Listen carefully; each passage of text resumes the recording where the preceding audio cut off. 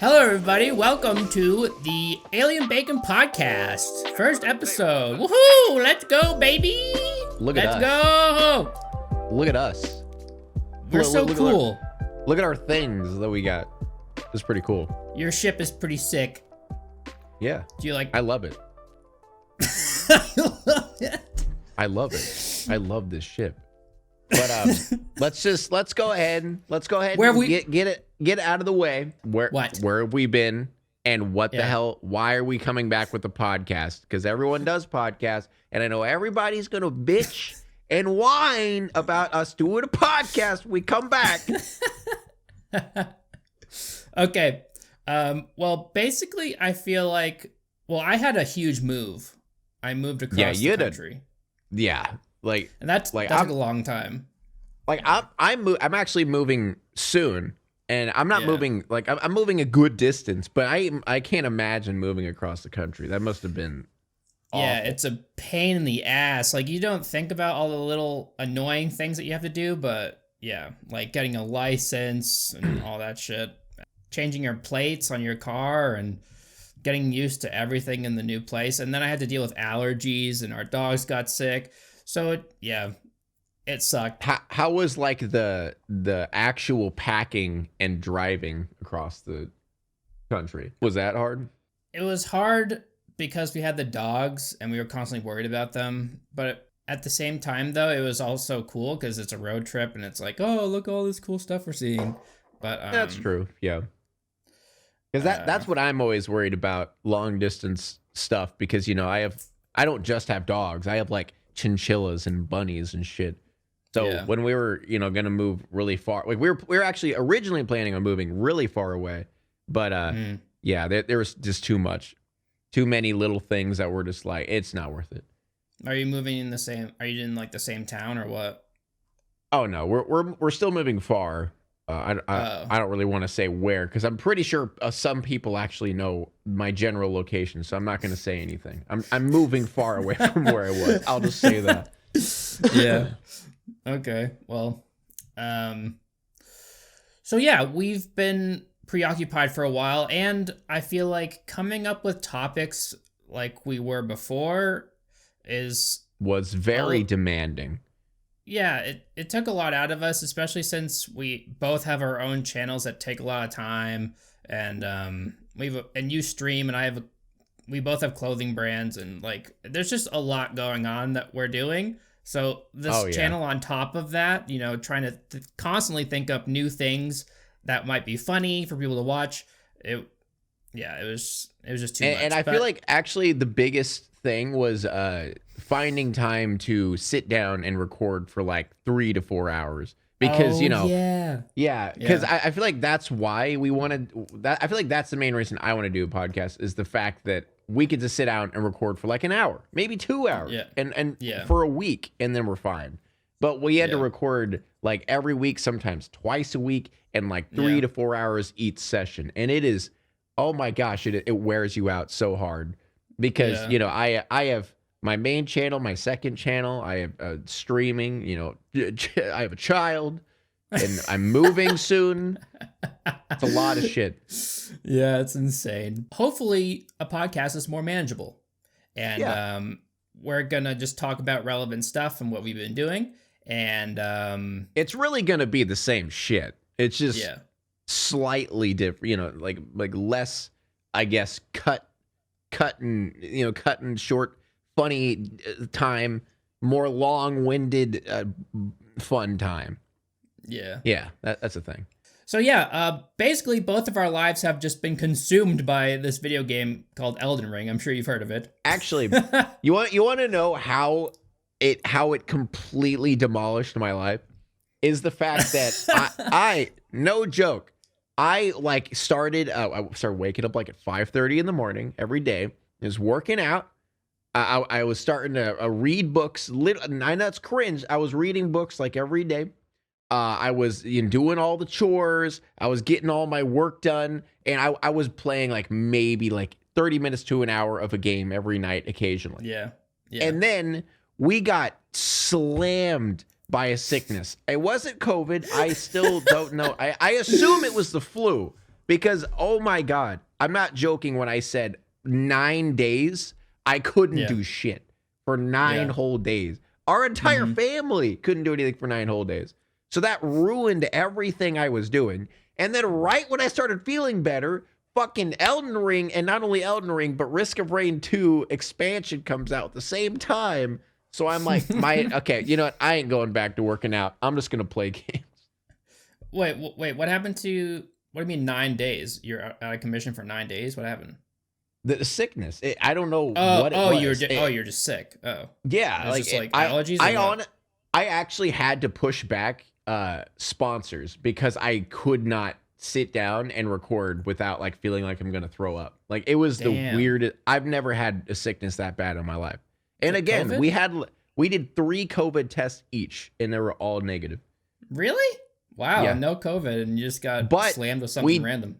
We didn't get a flu shot this year. So it could have just been like a crazy ass flu. I don't know. Yeah. Oh, well, 2 sicknesses in a row then. Because when you originally said sickness, I thought you meant the game. Because it's basically I got down with the sickness when it comes to Elden Ring. But oh my God. It is probably officially my favorite game of all time now. I'm not gonna lie. Yeah, it's one of mine for sure. I think it's something very similar to you happened to me. As like when you were describing your sickness that you were going through, I was like, yeah, that's basically happened to me, but because of the game, not any sickness.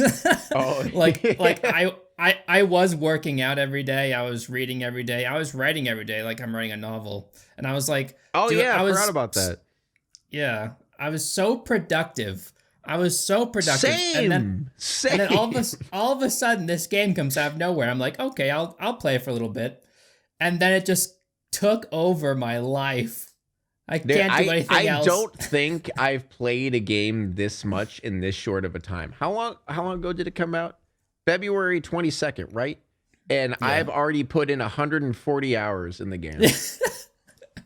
I've put in something like that, yeah. It's and you want to know what's stupid? I'm still finding new shit. I just beat the game last night, and I was like, okay, I can't wait for New Game Plus. I'm gonna do this build and stuff, and then I get in the game, and I'm like, wait, and I look at the map. I was like, oh wait, I didn't go there yet. It's like you just keep finding new shit every time. Yeah, it's ridiculous. I can't think of another game that I've played in recent memory that had me studying a map as carefully as this game has. And that's why I like it. Yeah, it's like such an ingenious open world. It like consumes you. It makes you want to explore and find that new interesting thing that's like over here. Like, what's this little building on the map that I haven't been to yet? It's that feeling times a billion, and you just do it nonstop. Did you hear about Ubisoft's developers getting pissed off that Elden Ring did so well, and they started shit talking their UI and stuff? What? No way. Yeah, did they really? You didn't know about that? Oh yeah. No. I wonder if I can actually post the direct tweets. But basically, Ubisoft developers were complaining about basically saying that they shouldn't have got a 97 on Metacritic because their UX sucks, basically. Here, got him right here. The fact that hashtag Elden Ring scored a 97 Metacritic is proof that reviewers don't give a flaming poop about game UX. My life is a lie. And then another developer replies with, nor PC graphics, stability, and performance, apparently. And then another developer says, nor quest design, really. What? I feel like the quest design is great, though. I'm confused. Okay, so here's the reason they're so upset is, Ubisoft games, right? Like their maps and their quests, you always have like a very detailed quest log. You always have like a billion different icons on the map and stuff like that. Mm-hmm. Me personally, I hate that. I don't know about you. Yeah. It kind of ruins the fun. I feel like the reason Elden Ring is so entertaining and fun is the fact that you find new things instead of having new things given to you on a silver platter. You know what I mean? Like the map is so like vague and confusing. Like honestly, like there's there's like these little marks in the map, you know, like little like ruins, or maybe there's like a church or something like that. And the way that it looks like you get to it isn't actually the way that you get to it. Like I've had that happen so many different times where I had to just explore different ways in order to get to a certain location.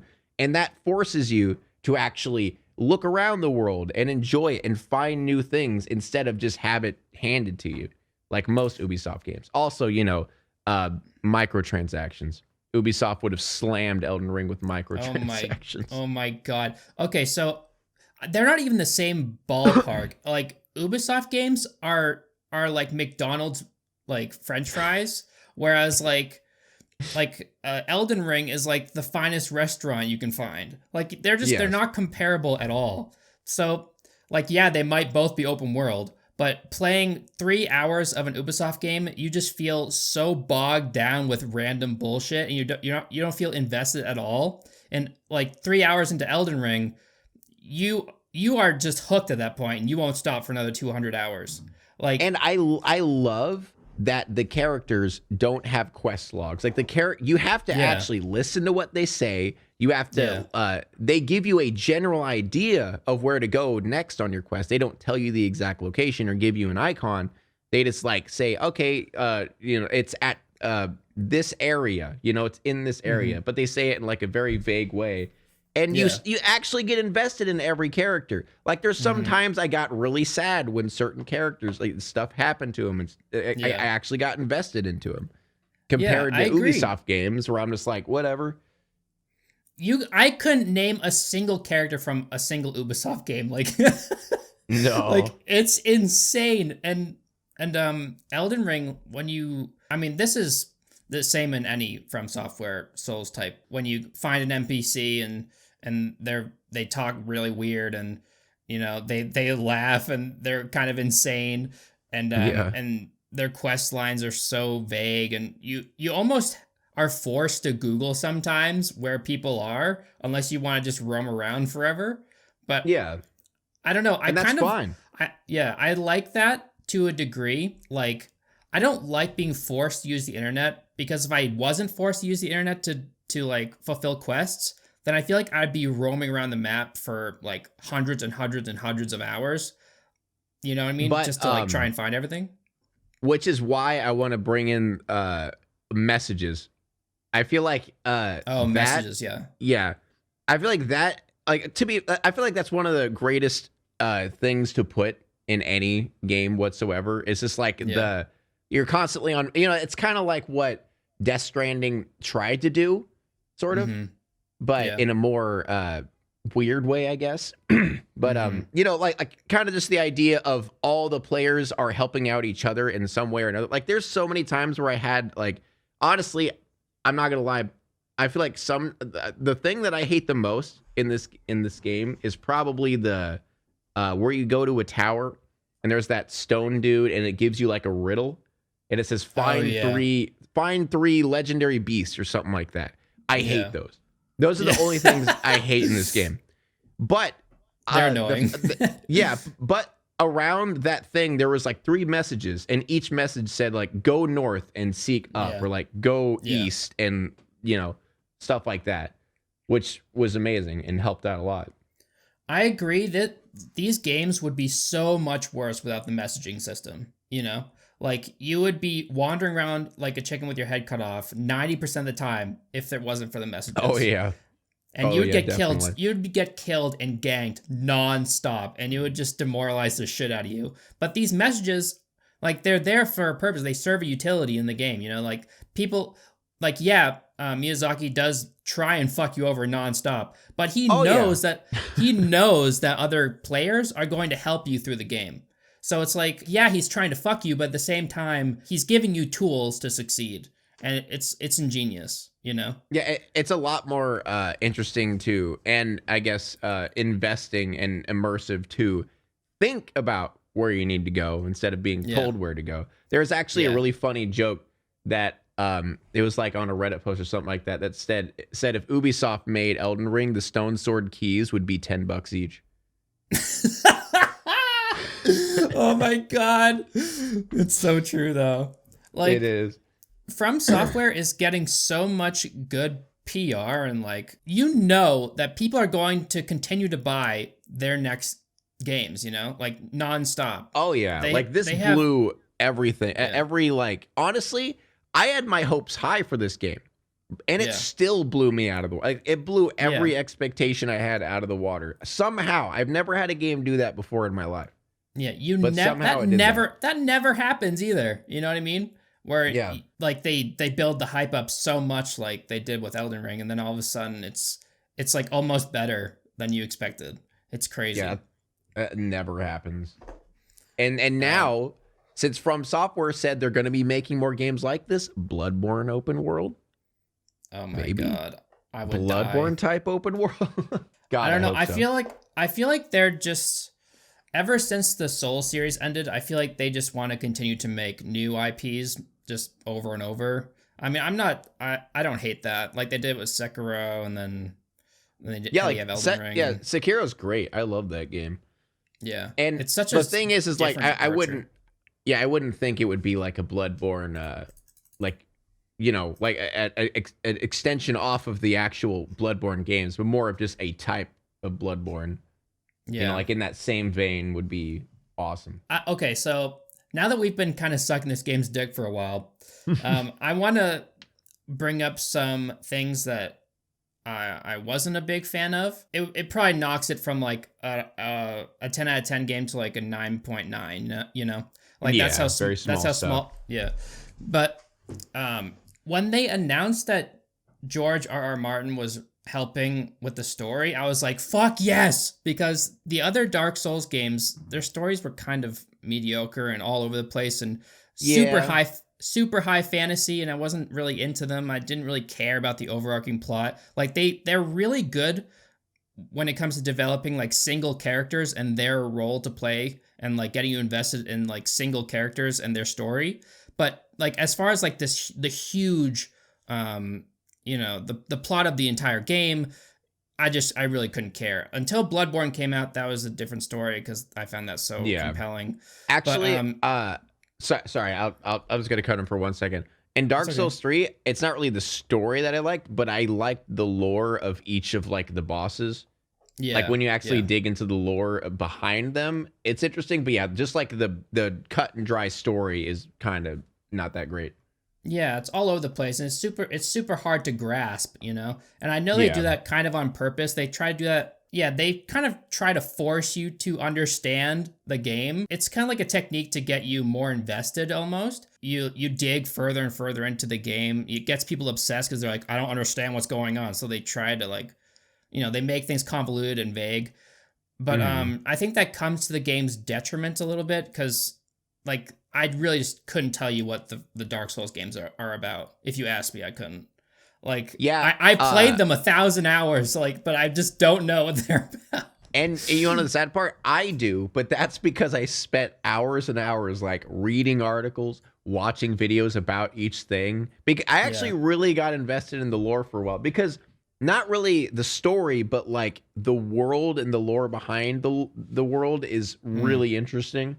Yeah. But obviously, like the storyline isn't like, you know, the best thing in the world.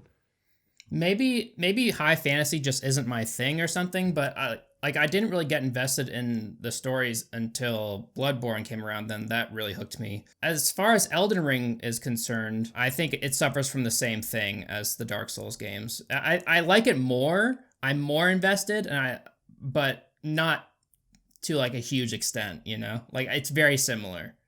Yeah. As far as like, yeah. And I don't really think this is really spoilers, but ending pretty anticlimactic. Have you beat the game yet? No, not yet. But I will.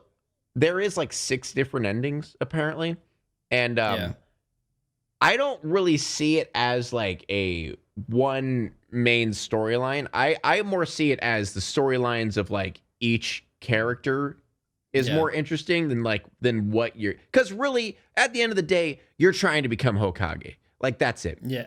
Like you're literally a ninja who wants to become Hokage, and you're the underdog. Everyone says you can't do it, and then you defeat everybody. You're like, yeah, I'm actually Hokage. Fuck you. That's literally it.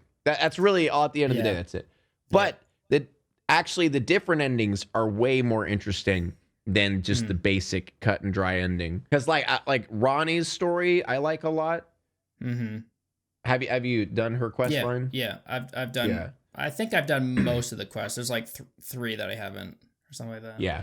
On my second playthrough, I'm gonna do a lot because there's, I think, a Fia quest line that has a different ending and stuff like that. But I'm gonna try to do some of those. The main thing that I found different about Elden Ring than like a standard Dark Souls game, like as far as the story, is like the open world made me more intrigued to like dig into the story and find out like more about these characters.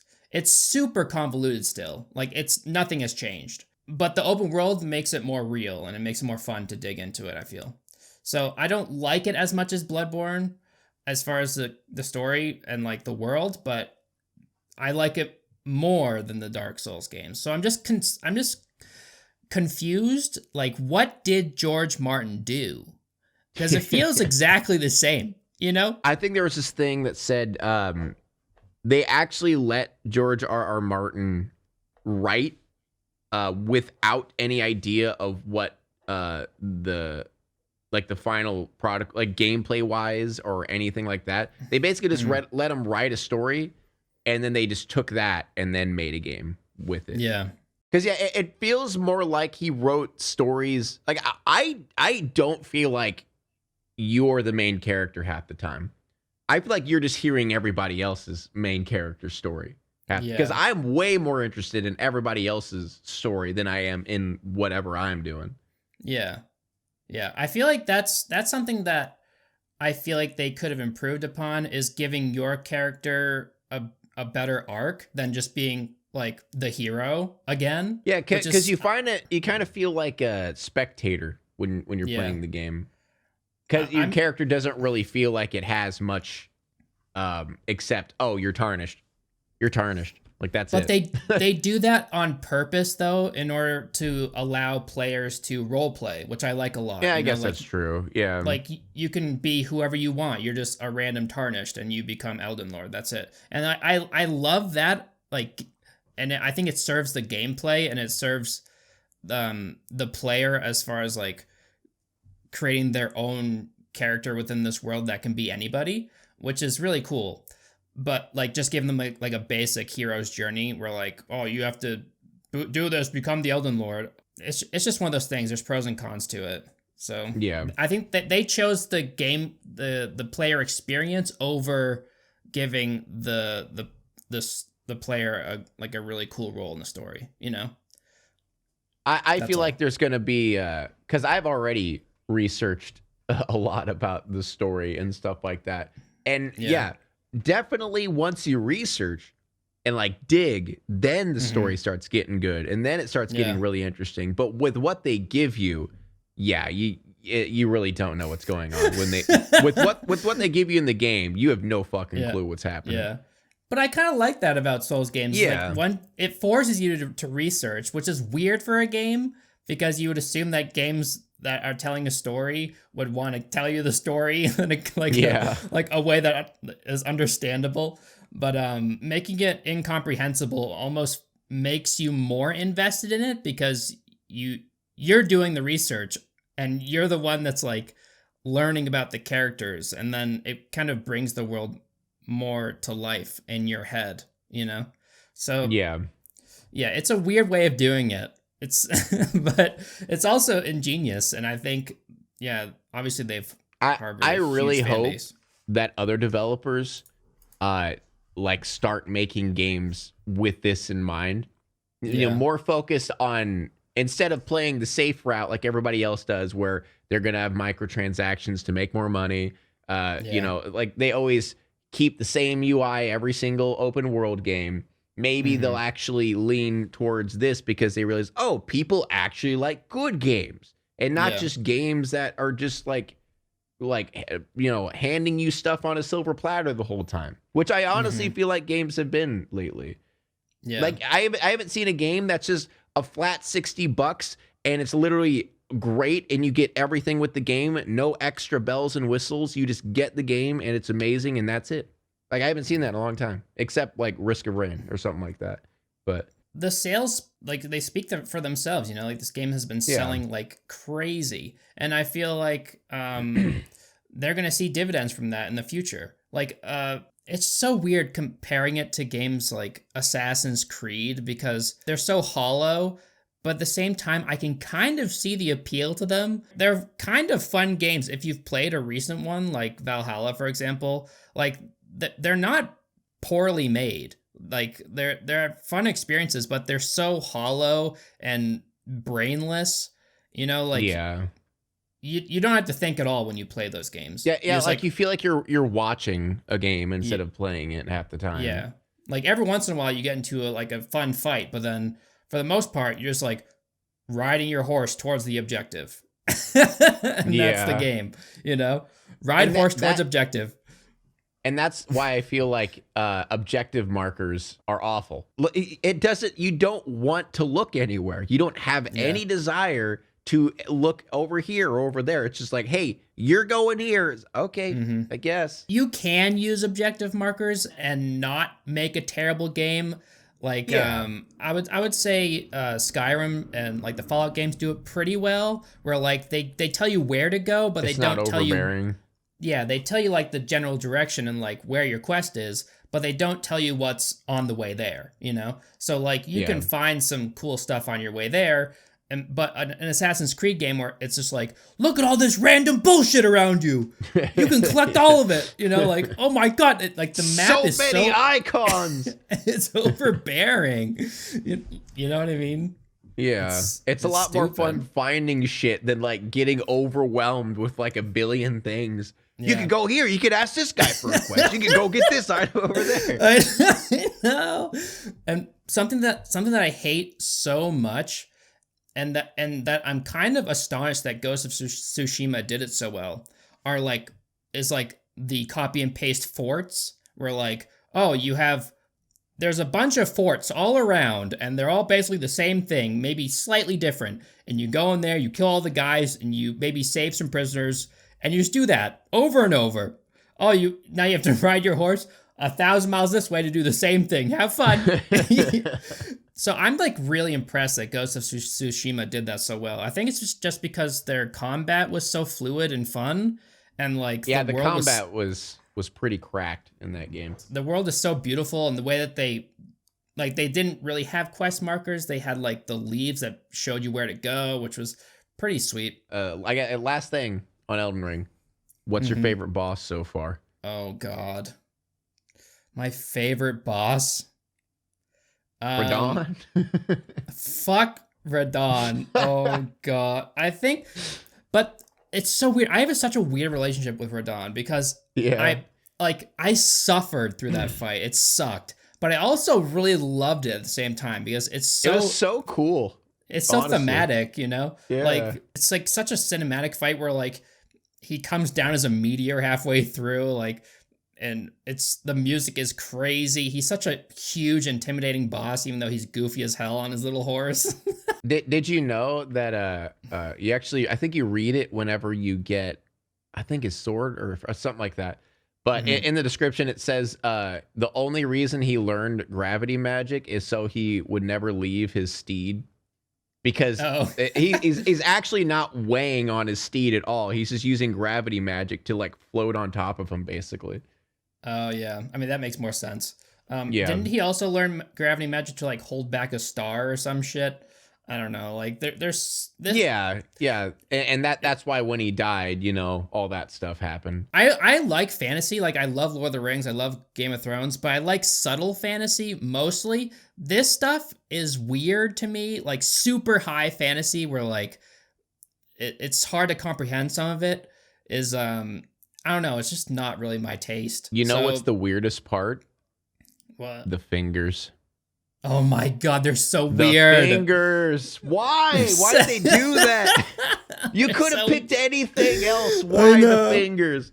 They're so creepy. Although something that I love about this game that I think they did it much better than any other Souls game to date is the sense of scale is Oh insane. yeah, it's crazy. You know? Like no, everywhere you like, there's so many moments where I stop and just look at, I just like look at the screen like, holy shit, this is pretty sick. They should put a photo mode in. Why didn't they do that? Idiots. I know.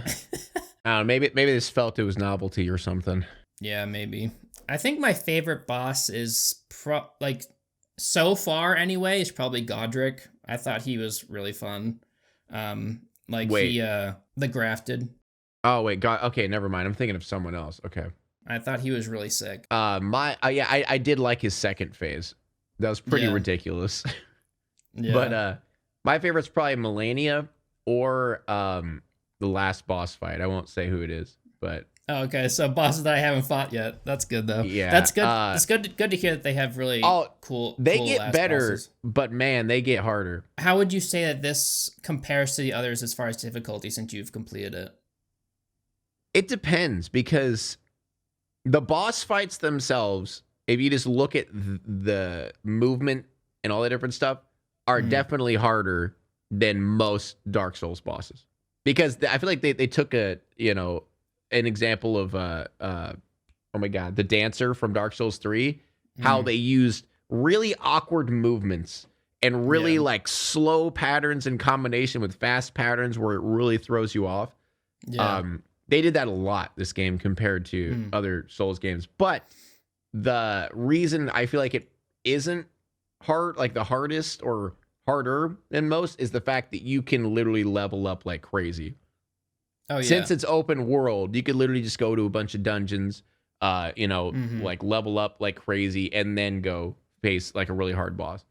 Which is fine. Like it's fine if you do that. I didn't do that, but like it's really fine. Honestly, I feel like it's the best entry Souls game. Not only because of leveling, but also because of ashes, like the summons that you get, which actually is a part, like it's actually meant, and you could even tell that you're meant to use them. Obviously, you don't have to. I didn't use them for most of it, but you're meant to, because a lot of boss fights have a lot of AoE attacks because they were expecting you to use summons, and you really notice it towards the end of the game. Especially with like Melania and the last boss. I think this game is probably the easiest to break, but also like the coolest to explore, and also could be the hardest of the bunch if you don't approach it the right way. Yeah, if you don't know what you're doing, like if you walk out and go to the tree sentinel and to start swinging, you're gonna hate the game.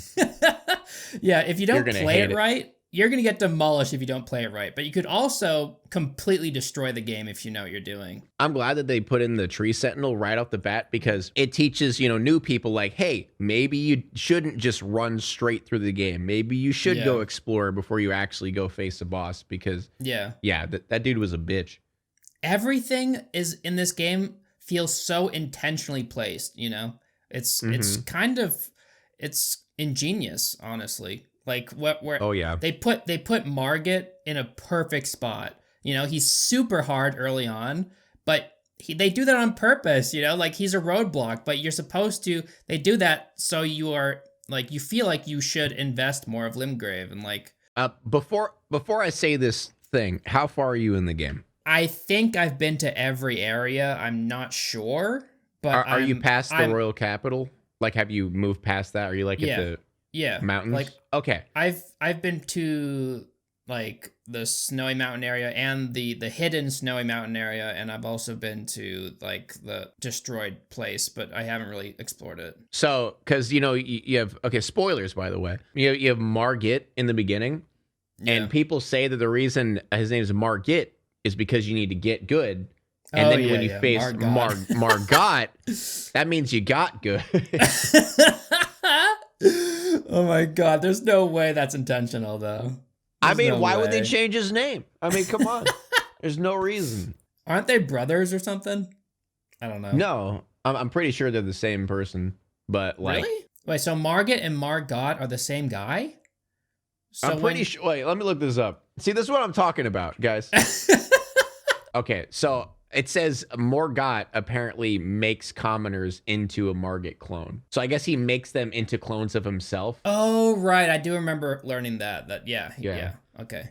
So that's that's not actually him. That's just like his little clone. Yeah, that makes sense. Why? Because I don't know. I thought it was something else, but yeah, that makes sense. Yeah. Okay. But yeah, this is the shit we're talking about. It's so confusing. Do you know what's so funny is that when I faced Margit, I got my ass handed to me, and it took me a while to beat him. And then he's tough, yeah. And then when I was kind of surprised. I was like, holy shit. And then when I faced Margot, I was like a OP sorcerer, and I just like lasered him, and he died like 2 seconds. Yeah. Oh yeah. I watched a streamer who was a sorcerer who faced Margot, and it literally took 3 hits. He was using the moonlit blade or whatever. Oh yeah. Attack, and he literally 3 hits and he's dead. I'm like, come on, man. It took me so long. I'm over here with my great sword gut build. I used the ashes, like the little zombie guys with the shields, that ash. There's like 5 of them. Just to distract them. Yeah, I just send them out as like a meat shield, and they surround the boss, and I just laser them with the comet. And it literally it just takes like 2 seconds to kill a boss. It's so stupid. Like it's ridiculous. If you're going into this game and it's like your first Souls game, please do not, like, I've experienced like millions of hours of Souls already, so it's like nothing new for me. But if this is your first one, don't try and break it, because you won't learn anything. And then by the time you get to, it's not as fun. Yeah, by the time you get to like the really hard bosses at the end, you will get obliterated, because you wouldn't have learned anything from the previous encounters, and it won't be fun. Something I actually noticed is a couple times when I beat a boss first try, I'm almost upset because I wanted to see more of the boss. Yeah. You know what I do in that circumstance? Whenever I feel like I cheated the game I almost always try and help like 10 other people to beat him, and I don't use the same tactic. You know what I mean? Oh, yeah. That's actually really fun. And since there's so many players, it's not like Dark Souls 3, there's so many players on, like you just instantly get into it. Yeah. For most people, like I've tried to help people for other bosses, and I just haven't been summoned at all. I just sat there. Yeah. Have you tried PvP at all? If I try PvP, I want to do low level PvP, because if you're in high level PvP, everyone's just going to be spamming magic, and I won't know what to do. Because I've heard a lot of people complain that like they need to nerf it at some point, at least for PvP, because like there's so many one-shot abilities in the game that are really hard to avoid. It also feels that way because nobody puts points in vitality. So everybody just gets one shot. Yeah, exactly. I've had some pretty fun experiences with PvP so far. Yeah, I haven't messed with it too much, but I think I'm going to make a new character and then go through the game and then do that. That one character forces you to do PvP, though. PvP, the Var or whatever. Oh, yeah. Yeah, I didn't even know that he existed. Oh my god, what? Until later on in the game. And then I actually saw a streamer go up to him. I was like, wait, what the fuck? Who's this guy? Oh my god. And then I went back and talked to him. I never found patches in this game, and it makes me so mad because he's like a meme. Oh my god, you miss so much memeing. Actually, you could summon him in the Radon fight, and then he just leaves. I know. I read that online. It's so good. It's so hilarious. He just leaves. Guys, we're spending this whole podcast talking about Elden Ring. I hope you don't mind. That way we can just label it like Elden Ring or something. Elden Cast. The Elden Cast. Oh yeah, did you know someone already beat the game in 30 minutes? So stupid. How? What? I watched it, and it actually doesn't look that difficult because he doesn't actually have to beat any bosses, really. Except like I think through walls. Except the last boss, I think. And seeing the way he cheeses a boss, I'm like, oh my god, why didn't I think of that? It's kind of interesting the way that they allow players to cheese bosses so easily, and like they must know that you can do this stuff, But by the way, they just keep them in. What? Millennium, you basically either have to not get hit or you have to cheese her. Oh my god. Do you know anything about her yet? No, I haven't fought her yet. You'll find out. Like, that's how I played the entire game, like, trying not to get hit once. because I've had so little vitality the entire time. I actually had to do that with the last boss. I basically had to just not get hit because I was kind of like a tanky build because I was a strength build.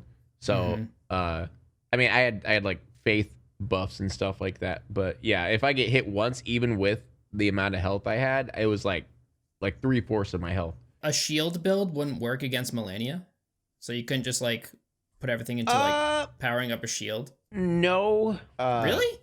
Because you don't understand how fast and how many attacks she does. It'll break your shield eventually.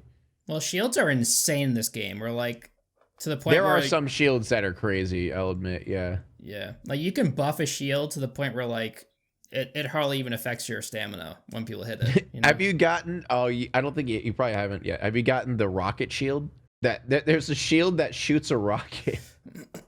What the hell? It's like a big fireball, but it looks like a rocket. Yeah, there's a shield that shoots a rocket. It's so funny. I mean, this is no different from any other Souls game, but there's so many different builds. It's so fun. I love like just testing them out. But the annoying part I find with that is that, you know, say you want to respec into something because you want to try it out. So you do that and you're like, okay, this kind of sucks, so I want to respec back. Then you use 2 of those tier things that you find like, what, 5 of in the entire game?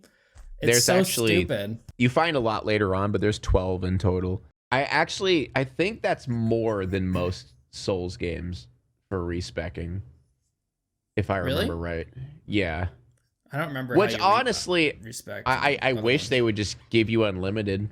That'd be great. Yeah. But it's a Souls game. It's what they got to do. They got to stick with the lore. Every game mechanic has a lore behind it. So that's something I really like about these games is how intricately they create the world. You know, everything has a purpose. Weird item. Yeah, you know what I mean. It's so detailed and it's so intricate and very weird. Yeah. Like the world is so weird. That's the best way to describe it. Oh yeah. I don't want to ever touch Khalid again. Fuck that place. Khalid. Khalid. I'm pretty sure it's pronounced. But yeah. There's like 3 different pronunciations I hear from it. Yeah, it's pretty dismal and gross there. I hate it. You almost feel disgusting when you first enter that area. You know, you're like, what the fuck, ew. And you see those massive dogs and the big crows, and you're like, fuck this. I am never coming back. They're so annoying. Like they're not like it's not like they're that hard. They're just fucking annoying. It's basically because if anyone who plays Souls games, dogs, worst enemy. Literally the most annoying enemy in every game ever. They just did that, but just made it bigger. So and stupid. Worse. And they're so fast, and you can't outrun them. All right. Did you want to talk about anything else? I guess this just can be this time can just be like the Elden Ring cast. The Elden Ring cast. I'm fine with that. I like that. This is an intro cast. I mean, that's basically what we've both been doing for a while. I mean, yeah. Like I've been you know, we just got a house, which is epic. We're gonna be moving in like a month. And I can't really think of anything else of interest that has really happened because our lives have been completely destroyed by Elden Ring. So obviously the Russia versus Ukraine thing, which is very scary, but I don't know enough. Like I haven't done enough research on that to speak on it. Yeah, I don't really know too much about it to be able to give a word about it. It's so scary though. Like they're shutting. Oh my God. Have you been watching the fucker's videos on it? No, but I saw the first one where he's talking about how, like, you know, obviously most Russian people don't align with this and how he's like afraid to even post this video. Yeah. Like that's terrifying, dude. I will mention one thing that's pretty crazy is that the Russian government is forcing everybody with like foreign currency to exchange 80% of it to Russian rubles. It's crazy. So if you have like I don't know, 10,000 USD, you have to turn 8,000 of it into rubles. What the hell, man? I think I did that math right, but yeah. Dude, Putin broke. Like I don't know what is going on, man. Holy shit. Yeah, It's crazy. So you should watch Roman's videos though. They're pretty crazy. I mean, he's been getting a lot of exposure from it. It's kind of funny how like it's really depressing. Nafucker's big break on YouTube was, I mean, aside from like early commentary, was this war. He's getting millions of views. Oh my god. Let's just hope he doesn't go too far over the line. Anyway, thank you everyone for watching this episode. First episode ever. We're gonna what do you want to do? Weekly? You want to promise weekly and then not do it? What do you want to do? That's true. We haven't really even spoken about. I would like to do weekly, but that might not be possible. So at least monthly, you can expect some videos. At least monthly. Let's say 2 weeks, right? Because really, it is just an hour compared to the 3 or 4. You know. Mm-hmm. And but you know, I am in the process of moving, so yeah, I'm gonna be busy as hell. When is that? When is the the big move starting? Closing is like late April, but like you know, we're gonna be gradually getting stuff together and everything. So. Yeah, I mean, the good thing about podcasting is that we don't have to do much research. You know, we don't have to find we'll just list topics and go. We can just talk, you know. But yeah, thank you guys so much for watching this first episode of the Alienbacon podcast. I hope you guys like it. I know that we just spoke about a game the entire time, but I'm sure a lot of you watching can relate to that. So maybe it was fun for you. If not, if you're not interested in games, so maybe this one wasn't for you. But you know, stick around for the next one, and we'll talk about some other random stuff. And yeah, I hope you like our spaceships. They're pretty sick. They're pretty epic. I'm so interested to see what it looks like in post. We're probably like so small in our ships. Yeah, I know. Like little tiny ships. We fit. All right. Bye, guys. Bye. See ya.